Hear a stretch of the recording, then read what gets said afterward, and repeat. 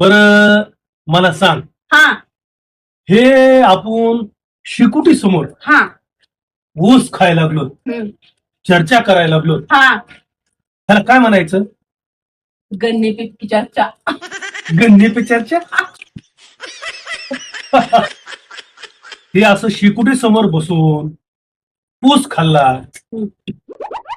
तर ऊसाचा काय मिळतो आपल्याला? फायदा. बरं,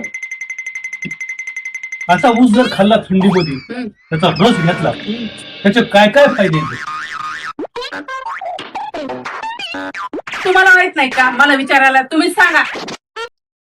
बाई, ऊसाच्या रसामुळं शरीराला पोषकता मिळते.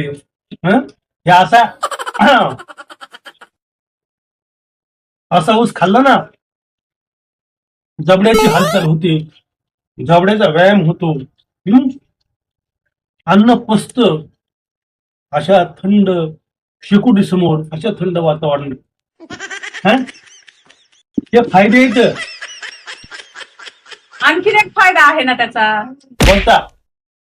ज्यांचे रंगलेले दात आहेत घुटक्यानी, पानानी वगैरे वगैरेनी, ते पण निघतात. यार, चांगलं सांगायचं सोडून तू तिसरंच काहीतरी सांग.